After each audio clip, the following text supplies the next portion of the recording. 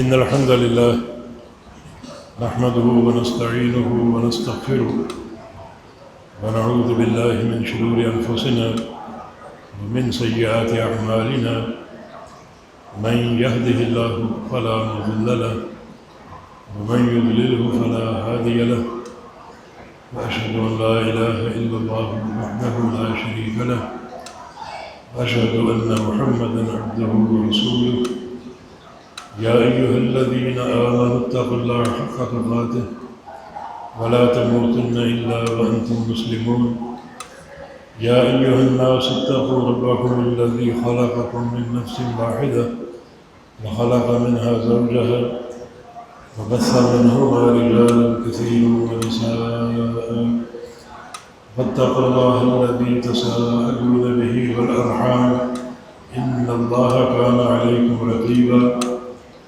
يا أيها الذين آمنوا اتقوا الله وقولوا قولا سديدا يصلح لكم أعمالكم ويغفر لكم ذنوبكم ومن يطع الله ورسوله فقد فاز فوزا عظيما أما بعد فإن خير الحديث كتاب الله وخير الهدي هدي محمد صلى الله عليه وسلم وشر الأمور محدثاتها وكل محدثة بدعة وكل بدعة ضلالة وكل ضلالة في النار من يطع الله ورسوله فقد رشد واهتدى ومن يعص الله ورسوله فقد ضل وغوى اللهم صل على محمد وعلى آل محمد كما صليت على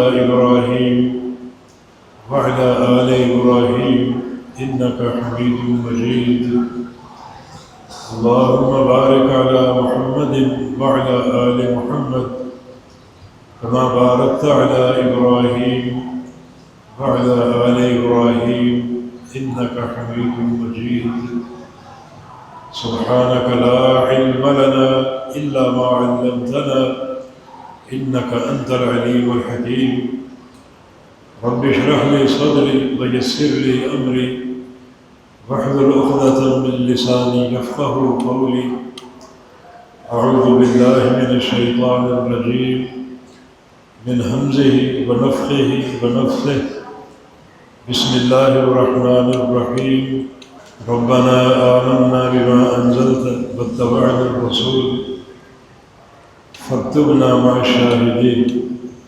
یہ آیت کریمہ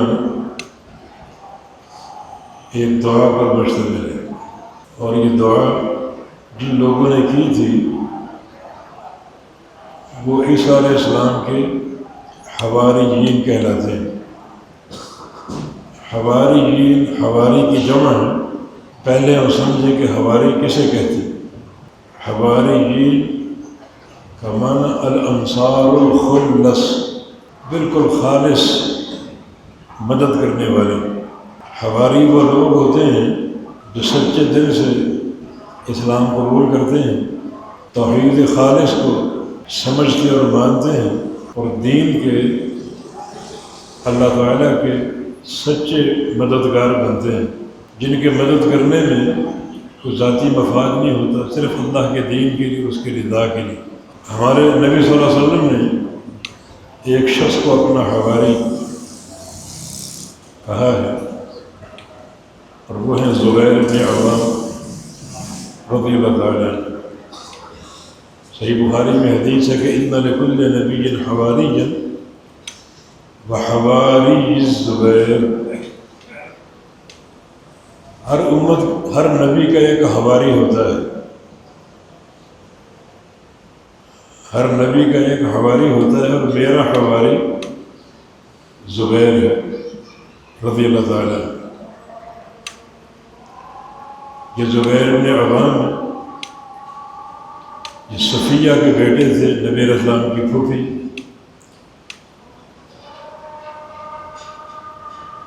اور ان کا ایک اور رشتہ تھا نبی علیہ السلام سے، آپ کے ساڑو ہوتے تھے۔ عائشہ صدیقہ کی بڑی بہن اسما ان کے نکاح میں تھی۔ ان کے مناقب میں یہ بات بھی موجود ہے کہ جب اس زمین پر صرف 7 لوگ اسلام لائے تھے، ان میں ان کا شمار ہوتا احد السبع، 7 اسلام قبول کرنے والوں میں ان کا نام وہ سابقین اولین میں سے۔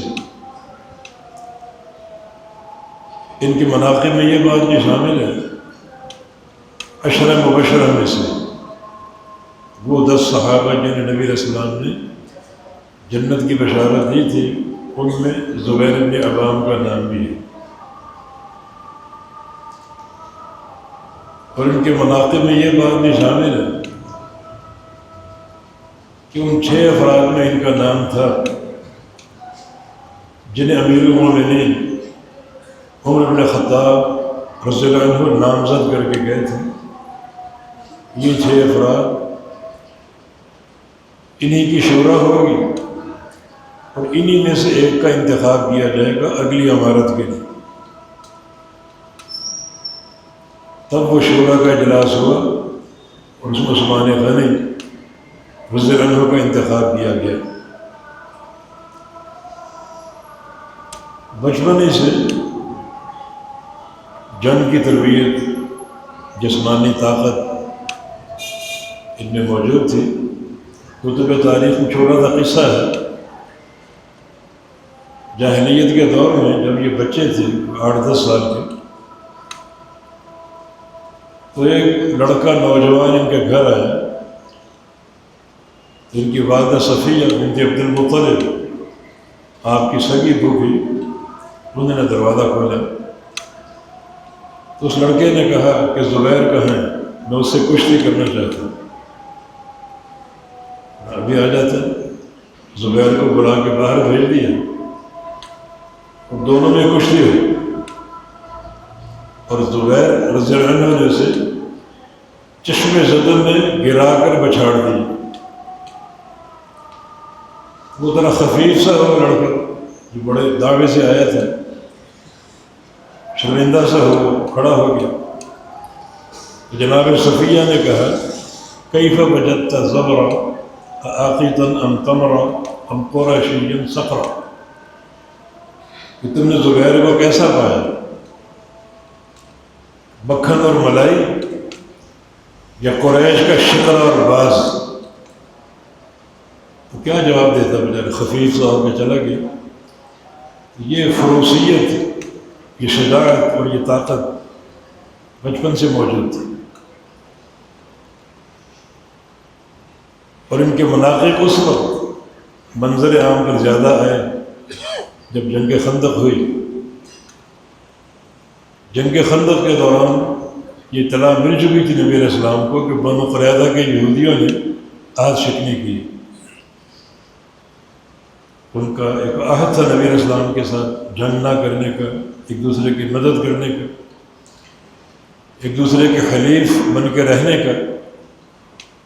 وہ جنگ کے دوران پتہ چلا کہ انہوں نے وہ عہد توڑ دیے اور جنگ احزاب میں کفار قریش کی مدد کی، بلکہ جنگ احزاب میں بھڑکانے میں یہودیوں کا کردار تھا۔ جب ان کو بنو نذیر میں جوتے پڑے اور وہاں سے ان کو نکال دیا گیا، یہ کفار قریش کے پاس گئے، ان کو جنگ کے لیے ابھارا۔ پھر قبیلہ بنو غطفان، بہت بڑا قبیلہ، ان کے پاس چلے، ان کو ابھارا اور کہا کہ ہم پوری آپ کی مدد کریں گے۔ جو یہودی مدینہ کے اطراف میں موجود ہیں سب مل کر ان کا مقابلہ کریں گے۔ جن یہودیوں کتوں کی تحریش پر 10,000 کا لشکر تیار، 10,000۔ شروع سے یہ سازشی قوم، انتہائی بدخواہ قوم، 10,000 کا لشکر تیار ہو کر مدینہ پہنچ گئے۔ چھوٹی سی بستی مدینہ۔ نبی علیہ السلام نے اس کی تیاری اس طرح کی کہ خندق کھدوا دی مدینہ کے ارد گرد۔ جتنے مجاہدین تھے صحابہ سب کو میدان ملے، 3,000 کی تعداد۔ بچوں عورتوں کا کیا کریں؟ انہیں پہاڑوں پر پہنچا دیا، ٹیلوں پر، پہاڑوں پر پناہ لینے پر مجبور کر دیا، گھر خالی ہو، بڑی مشکل صورتحال تھی، موسم انتہائی سرد تھا، شدت کی سردی، صحابہ نے خندق کھودی، یہ ان کی ایک لازوال استقامت کا کامیاب امتحان تھا۔ 20-22 دن محاصرہ رہا، پھر اللہ کی مدد آ گئی۔ اس جنگ کا نقشہ قرآن نے کھینچا ہے، اذ جاءوکم من فوقکم ومن اسفل منکم واذ زاغت الابصار وبلغت القلوب الحناجر وتظنون باللہ الظنون۔ اس وقت کو یاد کرو جب یہ کفار تمہارے پاس آئے، اوپر سے بھی نیچے سے بھی، مکہ کے دو مدینے کے دو راستے، ایک اوپر کا پہاڑی راستہ، ایک نیچے کا زمینی راستہ۔ اوپر کے راستے سے یہودی آئے تھے اور بنو غطفان کے لوگ آئے تھے، اور نیچے کے راستے سے کفار قریش آئے تھے، اور 10,000 کا جتھا سامنے کھڑا ہے جس کے مقابلے کی کوئی طاقت ہی نہیں، کوئی صورت ہی نہیں۔ 20-22 دن کا محاصرہ رہا، پھر اللہ کی مدد آئی۔ وَتَظُنُّونَ بِاللَّهِ الظُّنُونَ، اس وقت کو یاد کرو جب یہ آئے تمہارے پاس اوپر نیچے سے۔ وَإِذْ زَاغَتِ الْأَبْصَارُ، انہیں دیکھ کر آنکھیں پتھرا گئی، آنکھیں ہل نہیں رہی تھی، ادھر ادھر سیدھا وہیں دیکھ رہی تھی۔ جب خوف کی شدت ہو، بندہ دائیں بائیں نہیں، اس خوفناک چیز کو دیکھتا، آنکھیں پتھرا گئی بالکل۔ بلغت القلوب الحاجر، اور یہ دل اچھل کر گلے تک آ گئے۔ وَتَظُنُّونَ بِاللَّهِ الظُّنُونَ، اور تم اللہ کے بارے میں مختلف گمان کر بیٹھے۔ مختلف گمان، دو گمان تھے، ایک مسلمانوں کو اور ایک منافقین، منافق بھی ساتھ تھے۔ منافقین کا گمان یہ تھا کہ اللہ کا وعدہ جھوٹا ہے، نعوذ باللہ، بڑا مدد کے وعدے، کہاں گئی وہ مدد، کون ان کا مقابلہ کرے گا؟ جب خندق کھودی جا رہی تھی تو ایک چٹان بیچ میں آگے ٹوٹ نہیں رہی تھی، نبی علیہ السلام کو اطلاع دی گئی، فرمایا کہ میں توڑ دوں، تو آپ نے کدال سے وار کیا، پہلا وار کیا اور فرمایا کہ یہ وار قیصر روم کی پشت پر، دوسرا وار ایک چمک سے نکلی، فرمایا کہ یہ وار کسرا فارس کی پشت پر، تیسرا وار کیا، فرمایا کہ قصور یمن اور قصور حبشہ بھی ہمارے پاس آ گئے۔ یہ ساری خبر صحابہ نے سنی، منافقین کہنے لگے کہ کسرا اور قیصر کی فتح کی باتیں ہو رہی ہیں، حبشہ اور یمن کے محلات کی فتح کی باتیں ہو رہی ہیں، اور آج حال یہ ہے کہ ایک بندہ اکیلا قضائے حاجت تک نہیں جا سکتا، اتنا ڈر اور خوف۔ یہ تھا گمان منافقین کا۔ مسلمانوں کا گمان کیا تھا؟ بلکہ یقین کہ اللہ اور اس کے رسول کے وعدے سچے، فتح کے، نصرت کے۔ اللہ تھوڑا سا آزماتا ہے، جب جوڑتا ہے، بندہ اگر صابر ہو، مخلص ہو، تو اس کی مدد آ جاتی۔ ان مع العسر یسرا، جب شدت کی تنگی ہو تو آسانی آ جاتی۔ اب یہ شدت کی تنگی ہے، 10,000 کا لشکر ہے، موسم انتہائی سرد ہے، مقابلے کی طاقت نہیں ہے، لگتا ہے کہ آزمائش کی انتہا ہو گئی، اب مدد آئی کہ آئی، نصرت آئی کہ آئی۔ یہ گمان تھے تو مختلف گمان لیے بیٹھے تھے۔ منافقین کا گمان یہ تھا کہ یہ وعدے جھوٹے ہیں، کون ان کا مقابلہ کرے گا، اور مسلمانوں کا گمان یہ تھا کہ اللہ رسول وعدے سچے ہیں، ان قریب مدد آنے والی، مدد آ ہی گئی۔ فرمایا کہ نصرت بالصبا واہلکت عاد بالدبور، میری مدد اللہ نے مشرقی ہواؤں سے کی اور قوم عاد کو تباہ کر دیا مغربی ہواؤں سے، ان پر بھی آندھی کا طوفان آیا تھا اور ساری قوموں کو برباد کر دیا، ایک بندہ تک نہیں چھوڑا۔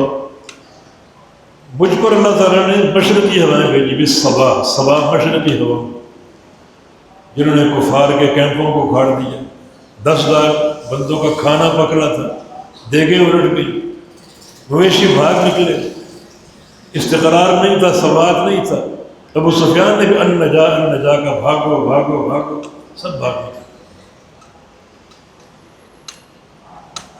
مشرکین بھاگ گئے، وہ جنگ ختم ہو گئی، بڑا مال غنیمت چھوڑ کر کے۔ اب نبی علیہ السلام کو جو خبر ملی تھی کہ بنو قریظہ نے عہد شکنی کی ہے، تو واقعے کی تثبت اور یقین حاصل کرنے کے لیے فرمایا من یأتینی بخبر القوم، اس قوم کی خبر کون لے کر آئے، یعنی بنو قریظہ کی کون لے کر آئے؟ ایک شخص کو کھڑا ہو تیار ہو جو خبر لائے کہ واقعی انہوں نے عہد شکنی کی یا نہیں۔ جنگ میں کوئی بندہ اندھا ہو کر حملے نہیں کرتا، پورے یقین، تحقیق اور تاکید کے بعد خبر کون لائے؟ اب شدت کی سردی، 20-22 دن کا محاصرہ، اس سے قبل اطراف مدینہ میں خندق کا کھودنا، دشمن کی دہشت، جانا نکلنا اکیلے بنو قریظہ کے وسط میں ایک مشکل کا، ایک بندہ جائے دشمنوں کے نرغے میں تحقیق کرنے کے لیے، کوئی آسان کام نہیں۔ زبیر نے کہا میں جاؤں، زبیر بن عوام رضی اللہ، آپ نے 3 بار کہا من یأتینی بخبر القوم، اس قوم کی خبر کون لائے گا؟ فرمایا کہ میں۔ پھر فرمایا کون لائے گا؟ عرض کیا کہ میں۔ پھر فرمایا کون لائے گا؟ عرض کیا کہ میں۔ اس وقت فرمایا تھا ان لکل نبی حواریًا وحواری الزبیر، ہر نبی کا ایک حواری ہوتا ہے، میرا حواری زبیر۔ بڑی فروسیت کے ماہر، جنگ بدر میں انہوں نے زرد پگڑی پہنی ہوئی تھی، عمامہ، خوبصورت نوجوان، اور پگڑی میں اور خوبصورت۔ آپ نے فرمایا تھا کہ جنگ بدر میں جو فرشتے 5000 آئے ہیں وہ زبیر کے حلیے پر آئے، ان کے چہرے اور ان کی پگڑی کے مطابق اپنا حلیہ بنا کر، ویسے ان کی شکلیں اور ویسے ان کی پگڑی جو زبیر بن عوام کی پگڑی۔ یہ زبیر رضی اللہ عنہ نبی علیہ السلام کے حواری، الانصار الخلص، خالص مدد کرنے والے، ان کا اپنا ایمان مستحکم، اپنا عقیدہ مستحکم ہو، اور وہ کسی شرط کے بغیر، کسی مفاد کے بغیر اسلام کے مددگار ہوں، نبی کے مددگار ہوں۔ فرمایا کہ زبیر میرے حواریوں میں سے۔ یہ دعا جو ہے، جو آپ آیت کریمہ پڑھی، یہ عیسیٰ علیہ السلام کے حواریوں کی دعا ہے، ان کے خالص مددگار۔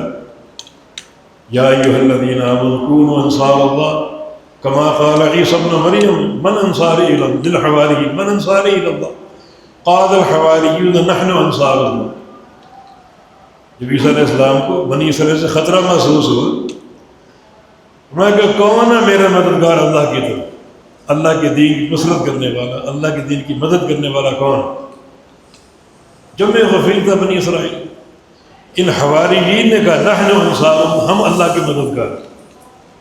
یہ حواری الانصار الخلص، بالکل خالص مدد کرنے والے، یہ چنے ہوئے لوگ تھے، محدود تعداد کے۔ باقی بنی اسرائیل کفر اور نبی کی نافرمانی کی طرف مائل تھی، تو ان چنے ہوئے بندوں کی دعا ہے ربنا آمنا بما انزلت واتبعنا الرسول، اے ہمارے رب ہم ایمان لائے جو تو نے اتارا، یہ تیری وحی انجیل، اس سے قبل تورات، کیونکہ عیسیٰ علیہ السلام کی امت پر دونوں کتابوں کی اتباع ضروری تھی، انجیل کی بھی اور تورات کی بھی۔ ہم ایمان لے جو تو نے اتارا، انجیل پر بھی ایمان، تورات پر بھی ایمان۔ واتبعنا الرسول، اور ہم نے رسول کی اتباع کی، رسول کی اتباع کی۔ فاکتبنا مع الشاہدین، ہمیں لکھ لے، ہمارا نام ڈال دے شاہدین میں۔ یہ ان کی دعا ہے۔ اس کی تھوڑی سی تفصیل، ربنا، اے ہمارے رب، اکثر دعائیں ربنا کے ساتھ، ربنا آتنا فی الدنیا حسنہ، ربنا اغفر لنا ذنوبنا، اکثر دعائیں ربنا کے ساتھ۔ ان دعا مانگنے والا کیا کہتا ہے؟ ربنا، اے ہمارے رب۔ یہ دعا کرنے سے پہلے اپنے اندر سوچو کہ اس کو رب مانتے ہو؟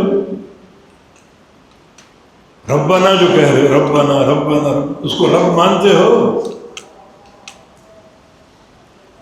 رب ماننے کا معنی کیا ہے؟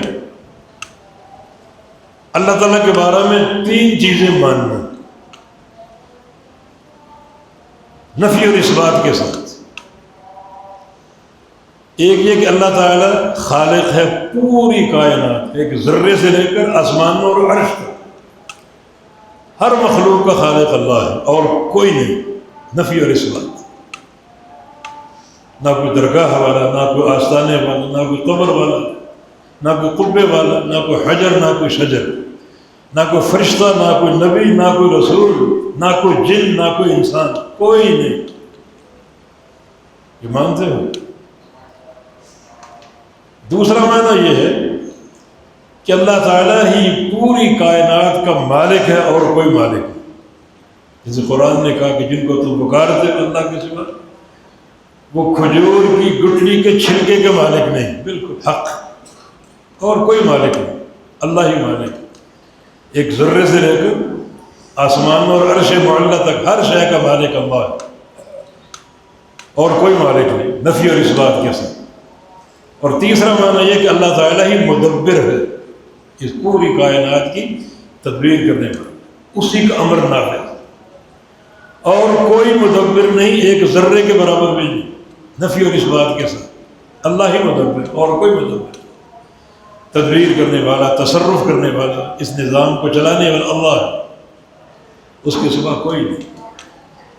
کوئی درخت کا پتا اگر جھڑتا ہے تو اللہ کے امر سے جھڑتا ہے، ایک قطرہ پانی کا برستا اللہ کے امر سے برستا ہے۔ الا لہ الخلق والامر، بات ہی ختم۔ قرآن کہہ رہا ہے خلق بھی اللہ کی، امر بھی اللہ کی، یعنی پوری کائنات اللہ کی خلق ہے اور اللہ اس کا خالق ہے، اور اس پوری خلق پر اللہ کا امر نافذ، امر بھی اللہ کا۔ امر کی 2 قسمیں، امر تکوینی اور امر شرعی۔ امر تکوینی تقدیر کے فیصلے، کون کب پیدا ہوگا، کب مرے گا، کتنا جیے گا، کتنا کھائے گا، کتنا پیے گا، کہاں کہاں جائے گا، روز کا جو بھی معمول، اس کا خالق، اس کا امر کرنے والا اللہ ہے اور کوئی نہیں۔ امر شرعی، اللہ کی شریعت کے فیصلے، نماز پڑھو، روزے رکھو، یہ بھی اللہ کا ہے، کسی انسان کا نہیں۔ امر آسمانوں پر بنا، زمین پر نہیں بنتا، زمین کے مفتی نہیں بناتے، زمین کے امام نہیں بناتے، اللہ بناتے۔ امر تکوینی میں سارے مجبور ہیں اس امر کو ماننے میں، کسی کا کوئی اختیار نہیں، وہ اپنی مرضی سے پیدا نہیں ہو سکتا، اپنی مرضی سے کوئی مر نہیں سکتا، اپنی مرضی سے کچھ کھا نہیں سکتا جب تک اللہ کا امر نہ ہو۔ امر شرعی میں کچھ آپ کو اختیار ہے، کوئی نماز پڑھتا ہے، کوئی نہیں پڑھتا، کوئی روزے رکھتا ہے، کوئی نہیں رکھتا۔ یہ انسان کی نحوست اور غلاظت ہے کہ اللہ کے امر شرعی کو نہیں مانتا۔ یہ ایک امتحان ہے، قیامت کو حساب دینا پڑے گا۔ ایک امر تکوینی سارا اللہ کا ہے، امر شرعی بھی سارا اللہ کا ہے۔ الا لہ الخلق والامر، یہ خلق بھی اللہ کی اور خلق پر اللہ کا امر نافذ۔ یہ ہے توحید ربوبیت، ربنا، اے ہمارے رب۔ پہلے اپنے عقیدے کا امتحان یہ، اس کو رب مانتے ہو؟ یہ مانتے کہ وہ خالق اور کوئی خالق نہیں، ایک ذرے تک کا نہیں، وہی مالک اور کوئی مالک نہیں، ایک ذرے تک کا نہیں، اسی کا امر نافذ ہے اور کسی کا نہیں۔ امر تکوینی بھی اسی کا ہے، امر قدری بھی اس کا، امر شرعی بھی اس کا۔ کوئی بندہ شریعت میں ایک نقطے کا اضافہ نہیں کر سکتا۔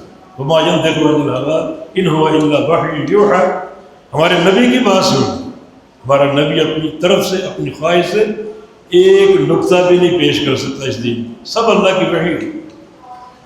تو کون سا انسان کس بات کی بولی ہے؟ جناب محمد رسول اللہ صلی اللہ علیہ وسلم کو ایک نقطے کے داخل کرنے کا اختیار نہیں ہے، تو پھر یہ ہم نے جو بنا رکھے اپنے مرشد اور اپنے پیر، اپنے امام، ان کی اندھی پیروی کرتے، تو کیا اس کا جواز؟ سارا عمل اللہ کا. یہ توحید ربوبیت. ربنا کہنے سے پہلے اپنے سے پوچھو اس کو رب مانتے ہو؟ بلا شرکت غیر اس کو خالق مانتے ہو؟ بلا شرکت غیر اس کو مالک مانتے ہو؟ بلا شرکت غیر اس کو مدبر مانتے ہو؟ ہر امر کا مالک مانتے ہو؟ امر تقدیری کا بھی، امر شرعی کا بھی، بلکہ امر جزائی کا بھی. امر جزا قیامت کے دنوں اللہ فیصلہ کرے گا، اکیلا اللہ. ساری کائنات جنتی کون جہنمی کون اللہ فیصلہ کرے گا. ایک بندے کا فیصلہ کوئی مخلوق نہیں کر سکتی. یہ سارا امر اللہ کا. ربنا کہنے سے پہلے پوچھو اپنے آپ سے اس کو رب مانتے تھے؟ یہ دعا عیسیٰ علیہ السلام کے حواریوں کی، اور اللہ نے اس دعا کی تعریف کی. ان حواریین کا ذکر قرآن میں محفوظ رکھا، قیامت تک محفوظ ہے. معنی ان کا ربنا کہنا قابل قبول تھا، اللہ کو واقعی رب مانتے تھے، تبھی ربنا کہا، تبھی اللہ نے قبول بھی کیا. باقی کیا ہے؟ آمنا بما انزلت، جو تو نے اتارا اس پر ہم ایمان لائے. اللہ نے کیا اتارا؟ عیسیٰ علیہ السلام کی انجیل اور موسیٰ علیہ السلام کی زبور. اللہ نے یہ اتارا. تبھی قرآن میں عیسیٰ علیہ السلام کو 4 چیزوں کی تعلیم دینے کا ذکر ہے. وَعَلَّمْنَاهُ الْكِتَابَ وَالْحِكْمَةَ وَالتَّوْرَاةَ وَالْإِنْجِيلَ. ہم نے عیسیٰ علیہ السلام کو 4 چیزوں کی تعلیم دے دی، ایک قرآن کی اور ایک حدیث کی، الکتاب والحکمہ، تیسرا تورات اور چوتھا انجیل. یہ 4 چیزوں کی تعلیم ہم نے عیسیٰ علیہ السلام کو دے دی. وہ آسمان پر موجود ہے، زندہ ہے، اور ان 4 چیزوں کا علم ان کے پاس موجود ہے. قرآن کا بھی، کتاب یعنی قرآن، الحکمہ حدیث، تورات اور انجیل. سوال تورات کی تعلیم کیوں دی؟ وہ تو موسیٰ علیہ السلام کی کتاب.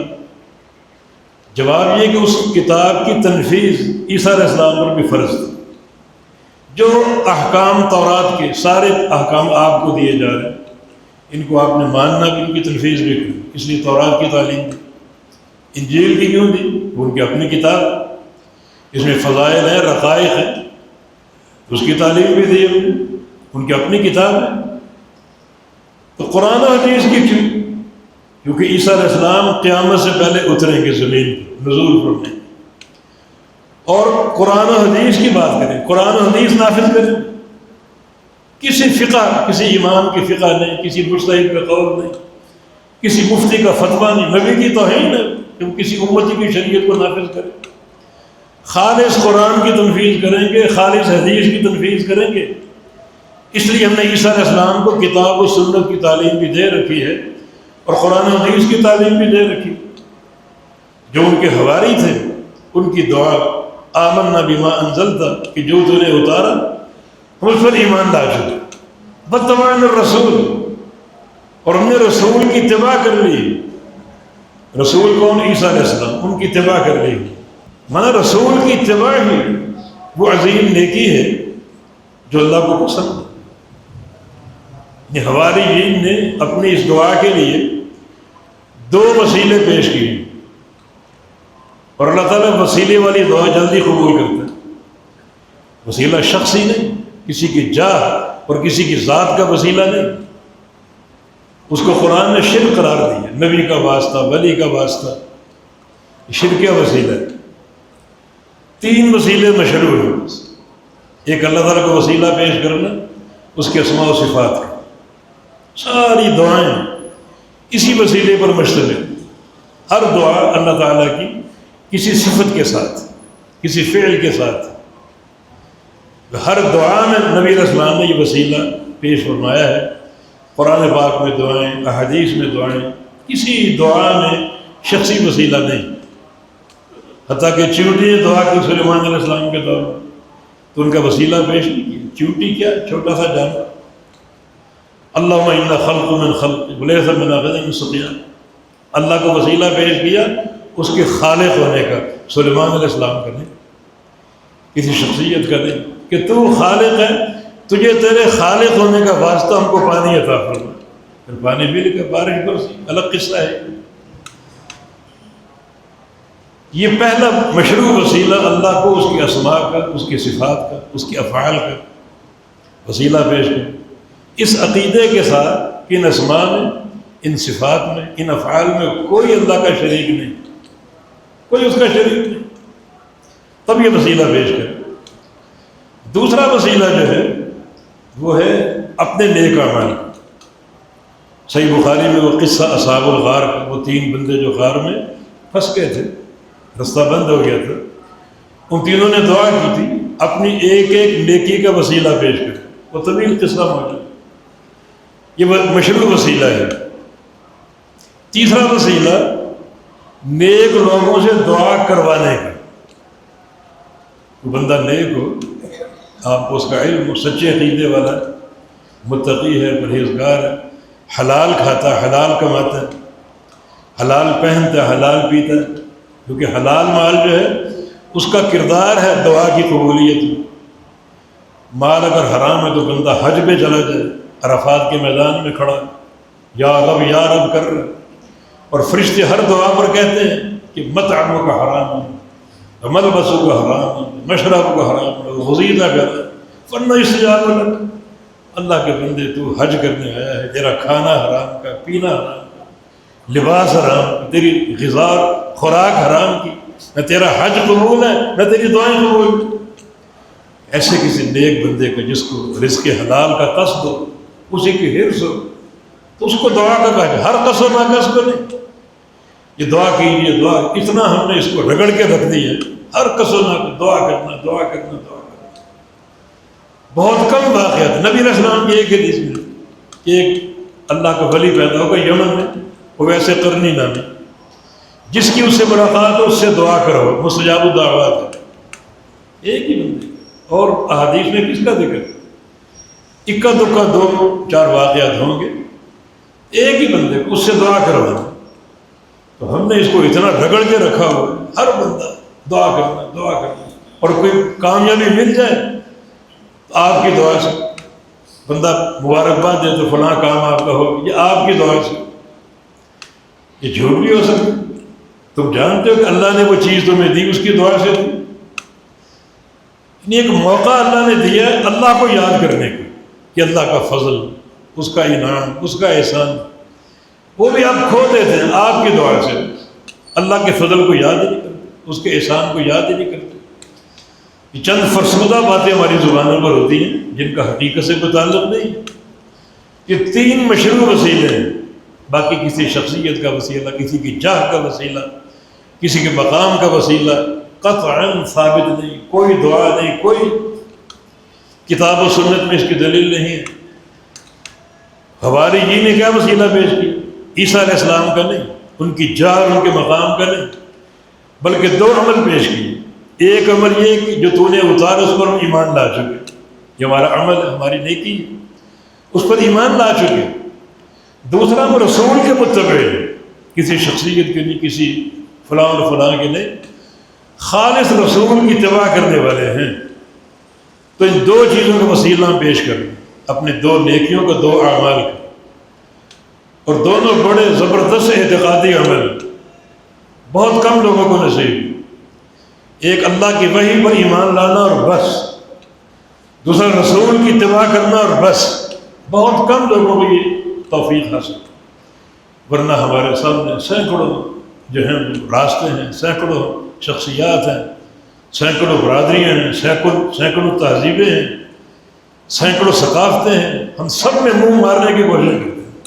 اللہ دین خالص، اللہ کا دین خالص ہے، سیدھا دین کو دیکھو، صرف دین کو دیکھو، دائیں بائیں نہ دیکھو، یہ عمل اللہ کو پسند ہے۔ مگر آج ہم دائیں بھی دیکھتے ہیں، بائیں بھی، فلاں کو بھی سنو، فلاں کو بھی سنو، فلاں کو بھی دیکھو، فلاں کو بھی دیکھو، فلاں کو پڑھو، فلاں کو پڑھو۔ دین کی غیرت اور حمیت کہاں ہے؟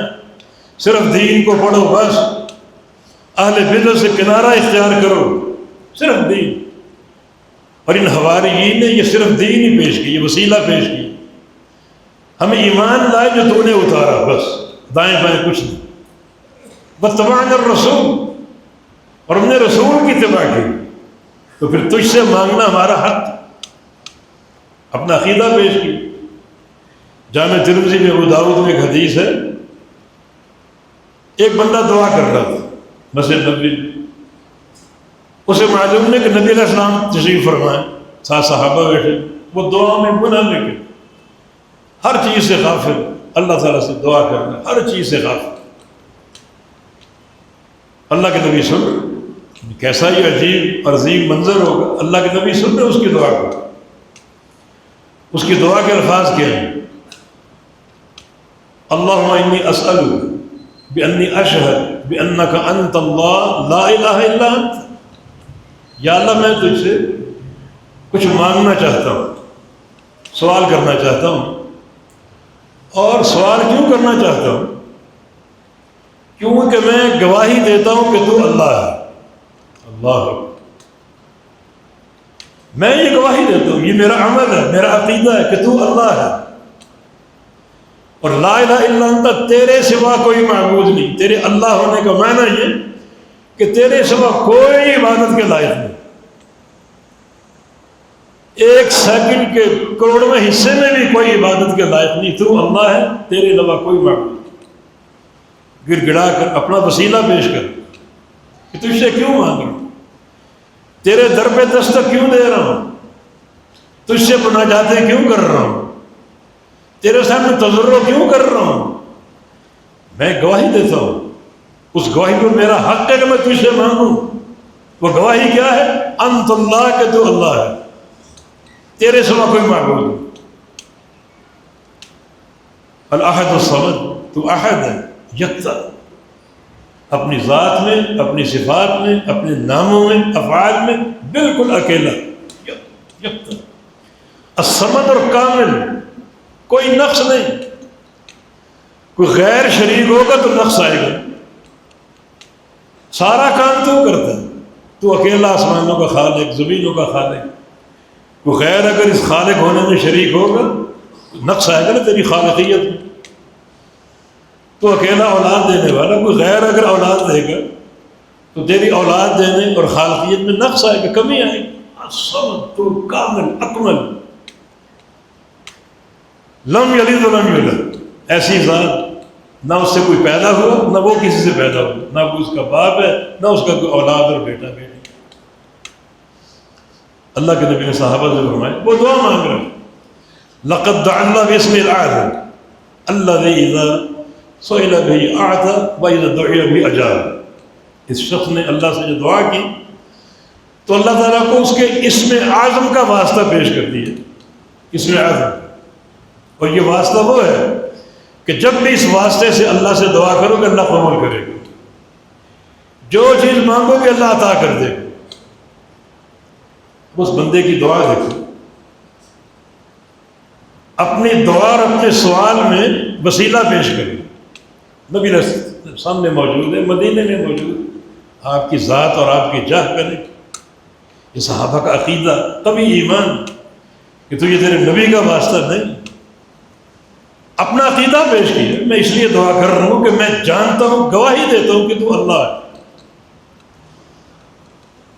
اللہ کی گواہی دینے کا معنی کیا؟ لا الہ الا انت، کہ تیرے سوا کوئی معبود نہیں. جو اللہ کو اللہ مانتا ہے اس کو ساتھ یہ ماننا پڑے گا اس کے سوا کوئی معبود نہیں.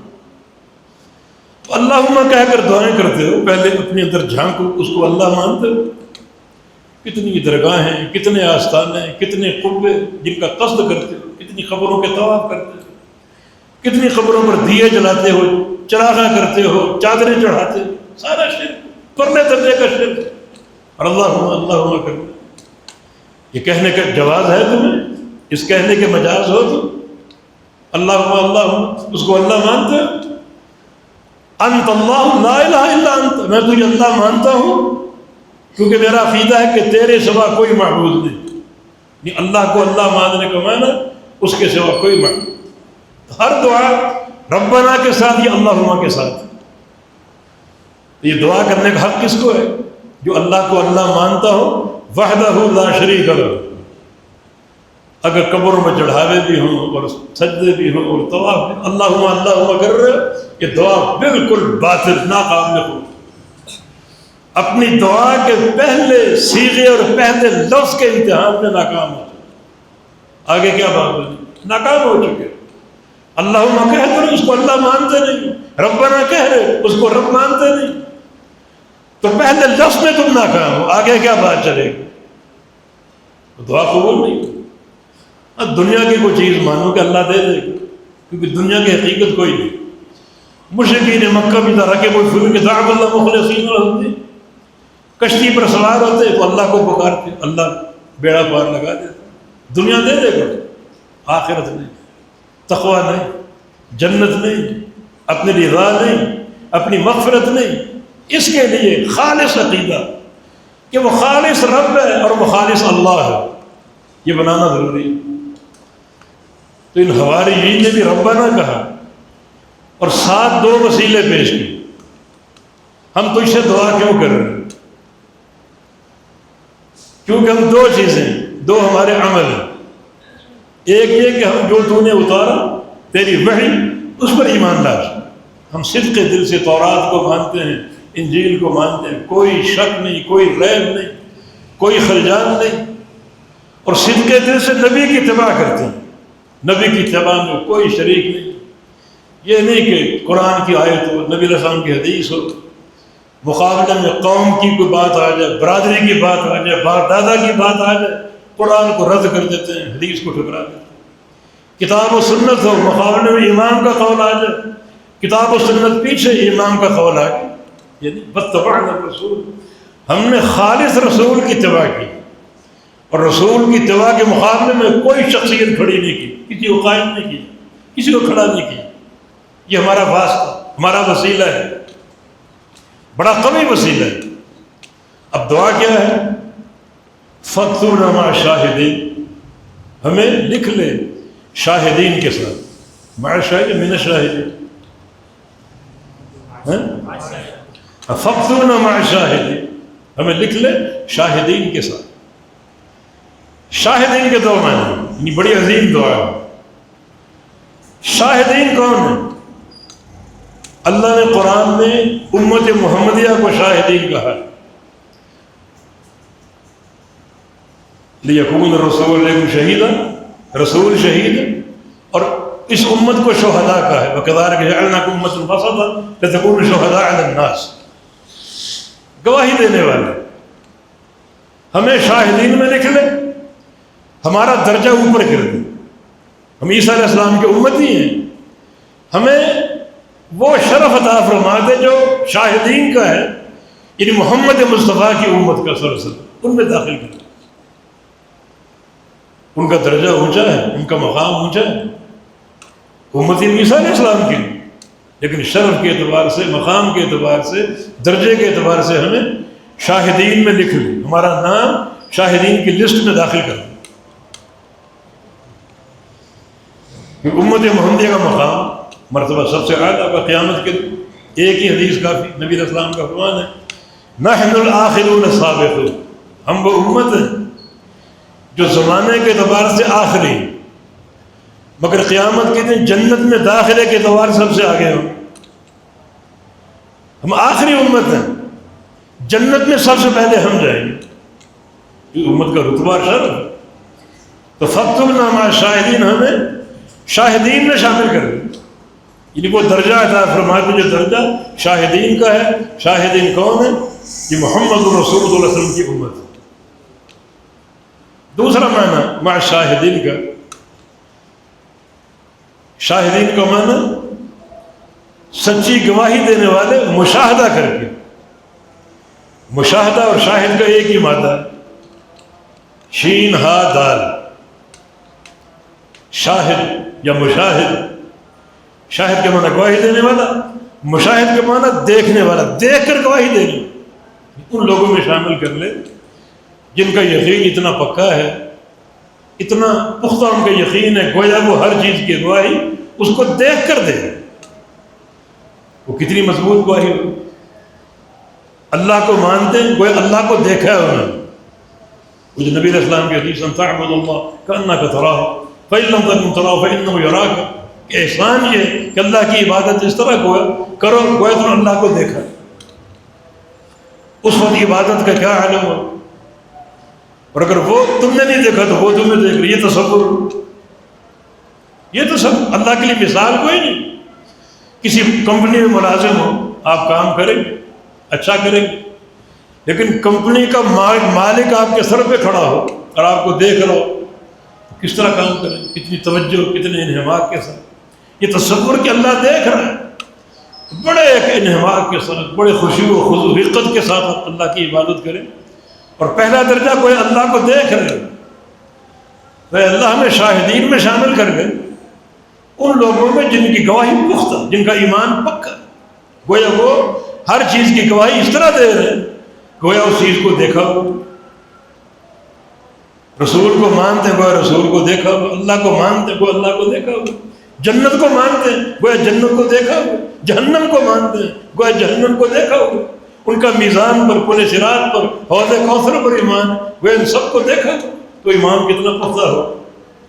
تو شاہدین میں شامل کر لیں ان لوگوں میں جو تیری گواہی دیتے، تجھے مانتے ہیں، گویا انہوں نے مشاہدہ کر رکھا ہے، اس مشاہدے میں یقین ہو، یہ حق الیقین، دیکھ کر قبول کر لینا، دیکھ کر مان، یعنی ہمارے ایمان کو اتنا پختہ کر دے، اتنا پکا اور مضبوط کر دے کہ گویا ہم ان لوگوں میں سے ہیں جو مشاہدہ کر کے ایمان، ہر چیز دیکھ کر قبول کرنے والے، ان لوگوں میں۔ اس میں کیا طلب ہے؟ اس میں ایک ہی طلب ہے، اور وہ ہے یقین کامل کی، یقین کامل کی۔ جاؤ جا کر سوچو، یہ یقین ہم کو حاصل، جو اس قوم کا وسیلہ، جو اس قوم کے عقیدے، اس کو یقین کہا جا سکتا۔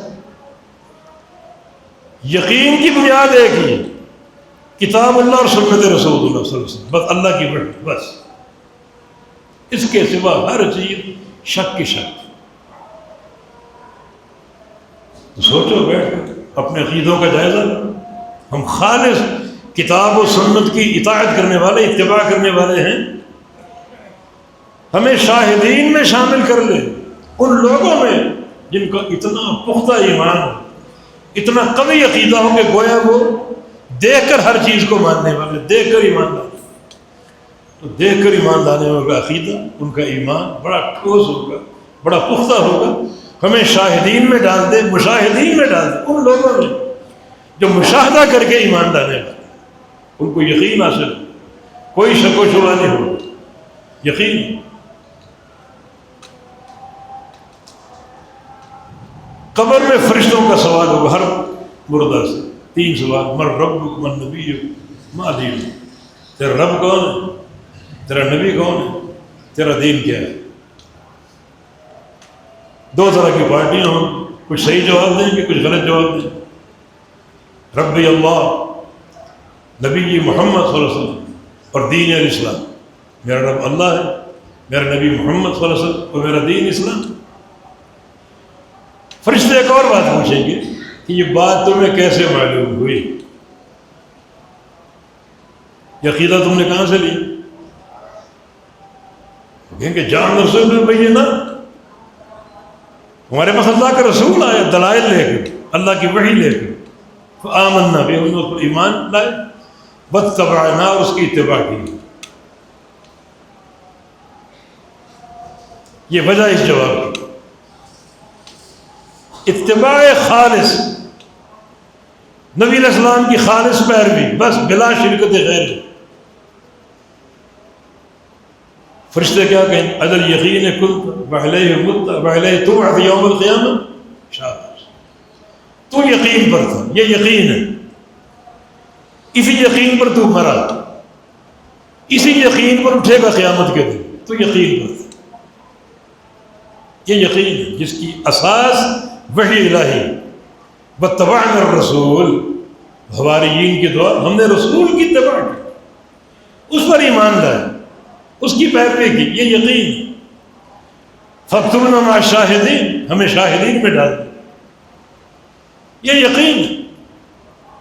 شاباش مل رہی، جنت کے بستر حاضر ہو گئے، جنت کے لباس پہنا دیے، جنت کی کھڑکیاں کھول دی گئی، اب قیامت تک کے لیے نعمتیں ہی نعمتیں، ہر روز جو تبدیل ہوگا انعامات بڑھتے جائیں، آخرت اس میں تو پھر کیا ہی کہیں۔ دوسری پارٹی کون؟ مر رب، لا ادری، میں نہیں جانتا، کس کا نام لوں؟ جو صبح کسی درگاہ پہ جھکتا، شام کسی درگاہ پہ جھکتا، کس کا نام؟ جو تو بہت سے ارباب تھے، اب اس کی مت مار دیں گے، کس کا نام؟ لا ادری۔ کلمہ تعجب ہے کہ سوال تو آسان ہے، جواب نہیں جانتا۔ من نبی، تیرا نبی کون؟ کس کا نام؟ میرے سامنے 20 نظام تھے، فلاں کو سن لو، فلاں کو مان لو، فلاں کو مان لو، فلاں کو، شخصیتوں کے نام اور جناب مختلف نام، کس کا نام لو؟ اللہ مت مار دے گا، لا ادری، میں نہیں جانتا۔ سوال تو آسان، نبی کون؟ دنیا میں عشق رسول کے دعوے تھے، قصیدے تھے، نعتیں تھی، میلاد تھی، اب اس کا نام کیوں نہیں آ رہا زبان؟ نہیں، اللہ نام نہیں آنے دے گا تمہارے اس گندے عقیدے کی بنا۔ عقیدہ صاف نہیں تھا، دین کیا اسلام؟ جواب نہیں، لا، سوال تو آسان، مگر کس دین کا نام لے؟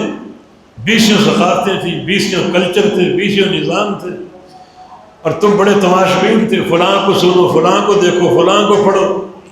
حالانکہ دین کی غیرت کا تقاضا یہ ہے، صرف قرآن پڑھو اور حدیث پڑھو، اور اس کو سمجھو سلف صالحین کے فہم کی روشنی میں، سچا دین۔ فرشتے کیا کہیں گے؟ وہ گرزیں ان کے ہاتھ میں ہوں گی، ایک ضرب لگائیں گے، حدیث میں تھا وہ ضرب اگر پہاڑ پہ لگائیں تو وہ ریزہ ریزہ ہو جائے، وہ گرز ماریں گے۔ ارے شک کے کن، تو شک پر تھا، وعلیہ مدہ، اسی شک پر تو مرا، وعلیہ تبعث یوم القیامہ، اسی شک پر تو اٹھایا جائے گا قیامت میں۔ اب شک کی شک، اللہ بھی اللہ۔ آج فاکتبنا مع الشاہدین کے تقاضے پر غور کرو، ہمیں شاہدین میں ڈال دے، ان بندوں میں جن کا یقین اتنا زیادہ، اتنا پختہ ہے کہ گویا وہ ہر چیز کو دیکھ کر ایمان لے۔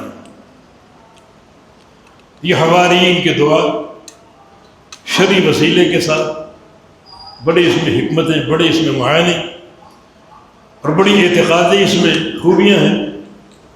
اللہ تعالیٰ ہمیں بھی یہ منہج عطا فرما دے، منہج خالص، دین خالص، توحید خالص، اتباع خالص، ہر چیز خالص اللہ عطا فرما دے، کیونکہ حواری کا معنی الناصر الخالص، خالص مدد کرنے والا، کسی مفاد کے بغیر اور کسی طلب کے بغیر، دین کا سچا حمایتی ہو، سچا قبول کرنے والا اور سچا ماننے والا، جیسے زبیر بن عوام رضی اللہ عنہ۔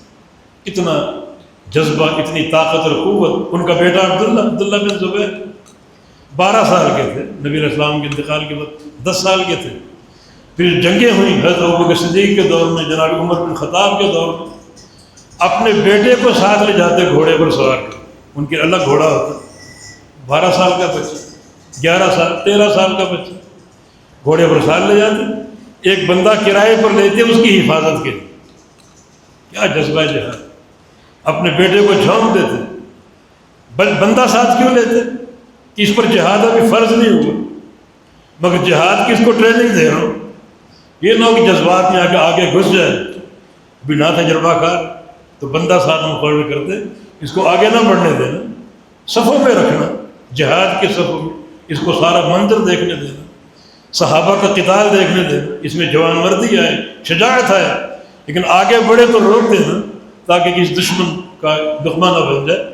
یہ فروسیت، جذبہ جہاد، 12 سال کا بچے سے کتنا پیار ہوتا ہے، لیکن نہیں، سچے حواری تھے نبی رسول۔